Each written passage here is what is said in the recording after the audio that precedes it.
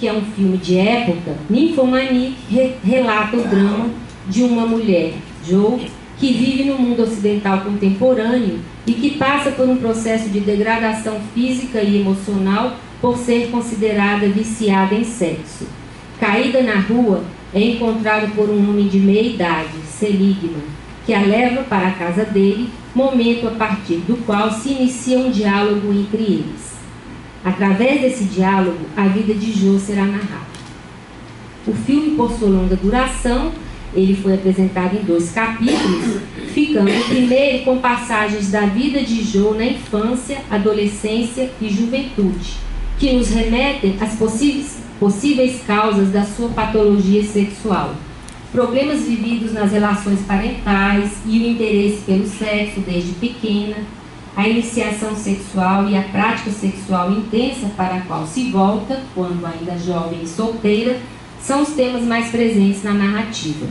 Já o segundo capítulo, que retrata um momento cronologicamente posterior ao primeiro, apresenta de forma mais contundente o drama existencial vivido por Jo, por não poder dar conta de uma vida dentro dos padrões de normalidade, como mãe, esposa e profissional, já que não consegue abrir mão de práticas sexuais consideradas abjetas. Nos 2 capítulos, é o diálogo entre Jo e Seligman que permite o desenrolar da narrativa. Jo se culpa pelo tipo de gente que considera ser, e Seligman, um intelectual celibatário, aparentemente desinteressado em sexo, procura oferecer a Jo interpretações para seu comportamento como forma de amenizar o mal-estar sofrido por ela. Podemos dizer que a narrativa fílmica está constituída em 2 perspectivas. Uma mais sociológica, que elabora uma crítica à sociedade contemporânea e suas instituições, sendo Jo uma espécie de porta-voz dos estigmatizados, e outra mais subjetiva, que retrata a relação de Jo com Seligman. Ambas as perspectivas apresentam conteúdos relacionados ao gênero, aspecto que iremos também explorar na nossa análise. Antes de entrar no conteúdo do filme, vamos tecer algumas considerações sobre seu título, Nymphomaniac, já que estamos falando de loucura feminina. O termo ninfomania tem suas origens no século XVII, significando primeiramente loucura provinda do útero. A causa que lhe foi atribuída seria o superaquecimento do útero pelo esperma.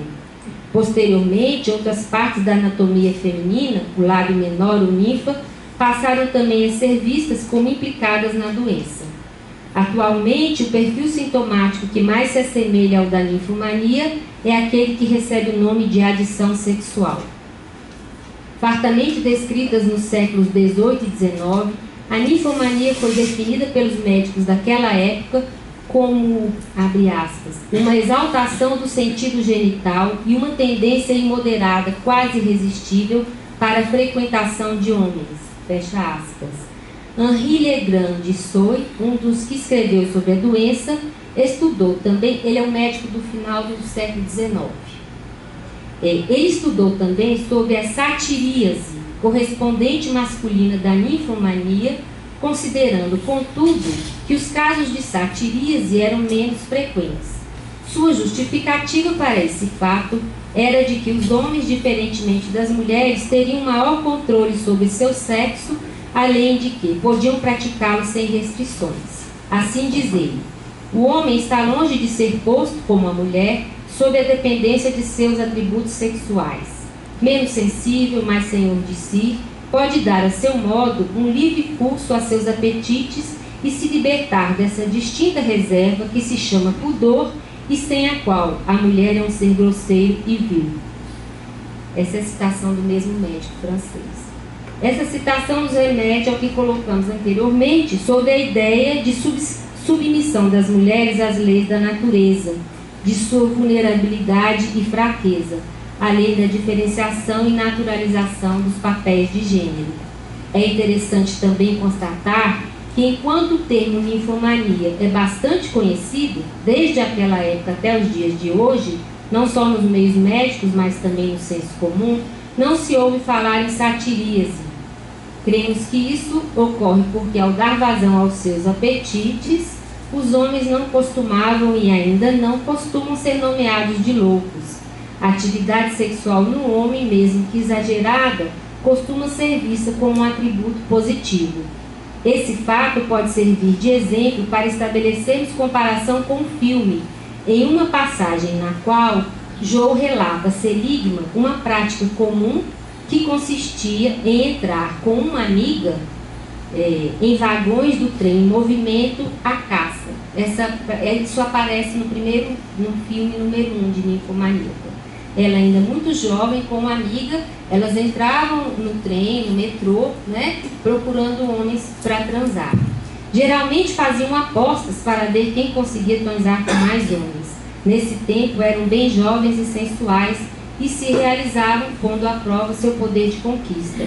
Usavam os homens fazendo deles simples objetos a serem colecionados e depois descartados.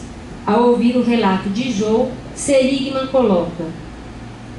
Aí é o personagem falando para Joe, Seligman. Você acha que se 2 homens entrassem em um trem à procura de mulheres, alguém levantaria uma sobrancelha? Ou se um homem tivesse a vida que você teve? Seligman relativiza o comportamento de Joe, considerando que uma forma de agir bastante questionável do ponto de vista moral quando se trata de uma mulher é atenuada quando não despercebida ou naturalizada no caso em que se é homem. Outra passagem no filme também indica essa diferença de tratamento em relação aos papéis de gênero. Joe, por várias vezes, deixa o filho pequeno sozinho em casa dormindo, ato considerado inaceitável, principalmente em se tratando da mãe da criança. Certa vez, o menino acorda e vai até a varanda, correndo grande risco de vida, já que pode cair. O marido de Joe chega a casa e retira o filho da varanda. Cônscio de que esse fato não seria suficiente para mudar o comportamento da mulher, eles discutem e por fim ele diz a ela: vamos admitir, Joe, você não é uma mãe. Reconhecendo que não é uma boa mãe e que não tem condições de assumir aquele filho e que tampouco suporta o casamento que também a sufoca, Joe decide ir embora deixando o filho com o pai. No entanto, o marido de Joe, que a havia pressionado para desistir da maternidade, justificando que ela não era uma pessoa adequada para cuidar do filho, ao invés de assumir os cuidados da criança, coloca em um orfanato, alegando que não pode priorizar o filho em razão do seu trabalho. Joe, então, não só é destituída de seu lugar na família, instância onde a norma deve ser reafirmada, mas também do trabalho, onde não há tolerância para alguém como ela. A notícia de que é viciada em sexo se espalha, sendo-lhe dado um ultimato: somente poderá permanecer no emprego se fizer um tratamento psicoterápico. Joe vai então frequentar um grupo de mulheres que se nomeiam viciadas em sexo. O grupo possui uma facilitadora, que é psicóloga. Lá Joe se sente peixe fora d'água, mas ainda tenta seguir as normas do grupo, as orientações do tratamento. Em uma das reuniões, leva por escrito seu relato de como tem conseguido viver sem sexo já há 3 semanas e 5 dias. Mas, de repente, percebe que sua fala não é autêntica. Então, rasga o texto e modifica o discurso. Recusando o título de viciada em sexo, reafirma sua identidade de ninfomaníaca, dizendo-se diferente daquelas outras mulheres que lá estão. E, por fim, diante de uma psicóloga de olhos arregalados, professa: essa empatia que você clama é uma mentira, porque tudo o que você é a vigília da moralidade da sociedade, cujo dever é apagar a minha obscenidade da superfície da terra para que a burguesia não se sinta doente.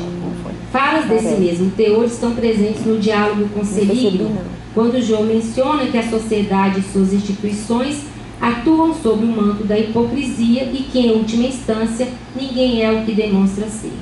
Se no plano social o discurso de Joe assume um conteúdo crítico que questiona a validade da norma ou mesmo a impossibilidade de sua completa captura dos desviantes, no plano subjetivo há a esperança de se livrar da identidade deteriorada.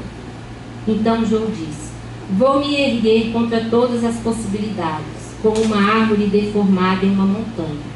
O encontro com Seligman Parece ser o início de uma nova vida. Aí ela diz: vou juntar toda a minha teimosia, a minha força, a minha agressividade masculina. Mas, acima de tudo, eu quero dizer: obrigada ao meu novo e talvez primeiro amigo. É o que ela diz a Seligman. O encontro de Seligman com Joe produziu em ambos um efeito inesperado. Se antes disso Joe se sentia um ser que não merece respeito, afirmando que na sociedade não havia lugar para ela, diante de um homem que se interessou por sua história sem acusá-la ou tirar proveito de sua condição vulnerável, Joe resolve se reerguer. Até aqui, podemos dizer que a solução da narrativa aponta para um final bem comum nos romances entre um homem de bem e uma mulher fácil ou depravada. O homem, no papel de herói, recupera a mulher da rua, muitas vezes casando-se com ela. No caso do filme, aqui relatado, estamos em outros tempos, e o vínculo entre eles assume uma natureza mais fraterna do que amorosa, dando a entender que se tornarão grandes amigos. No entanto, Seligman, cidadão esclarecido que preconiza a ética do politicamente correto e o respeito pelo outro, e que se conduz diante de Joe de forma impecável durante o diálogo entre eles, irrompe no quarto em que ela dormia, exausta após a longa conversa, nu da cintura para baixo, forçando-a a uma relação sexual. Diante da repulsa de Joe, ele se justifica: mas você já transou com milhares de homens. Essa é a última fala do filme. A cena escurece e a gente escuta o estampido de um tiro. Supõe-se que ela tenha matado. Não aparece. Esse é o final do filme, que é surpreendente. Ninguém esperava. Não sei se alguém aqui assistiu. Ninfomaníaco 2. Passou uns 4 meses no cinema. É um filme que está fazendo ainda muita repercussão na Europa, nos Estados Unidos e no Brasil, porque o Lars von Trier é tido como um diretor crítico, né, do contexto social. Eu vou ler então as minhas considerações finais. Podemos identificar nos filmes analisados alguns pontos comuns relativos às representações da loucura feminina e ao tratamento social dado aos personagens em razão de sua condição. Podemos também reconhecer uma semelhança no tipo de relação que elas estabelecem com seus parceiros. Em ambos os casos, a histérica com seu médico e a ninfomaníaca com seu interlocutor, há uma hierarquia, não só pela condição desqualificada e estigmatizada com que a loucura está revestida, mas também pela diferenciação de gênero. No caso de Agostini, essa hierarquia parece mais definida, já que a distância entre paciente e médico é grande em vários aspectos: a classe social, a geração, o saber, a escolaridade, etc. No caso de Joe e Seligman, as diferenças estão mais atenuadas, mas ainda assim os interlocutores ocupam lugares sociais opostos. Ela, como um rebotalho que não encontra lugar na sociedade; ele, como alguém que está bem confortável do ponto de vista social. Os personagens masculinos, Charcot e Seligman, aparecem investidos de um poder saber que os legitima nessa hierarquia.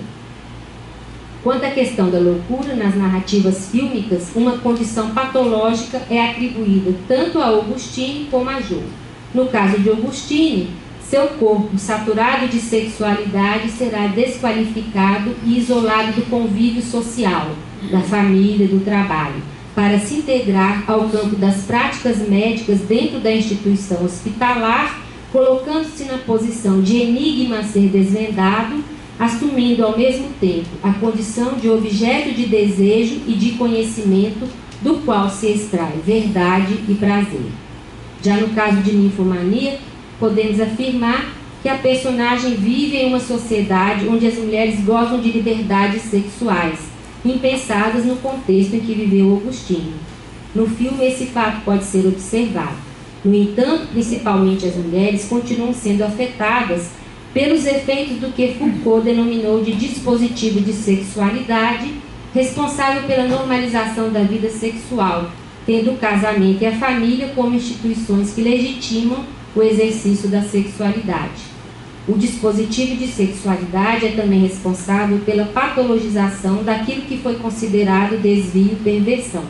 Dessa forma, Jo está amplamente inadequada, e a narrativa nos mostrará o resultado pelo não enquadramento de Jo.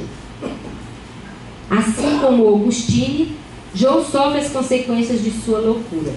Mas, ao invés da internação e do corpo manipulado pelo médico como em Augustine, teremos o isolamento social e uma tecnologia corretiva proposta nos moldes das ciências psíquicas.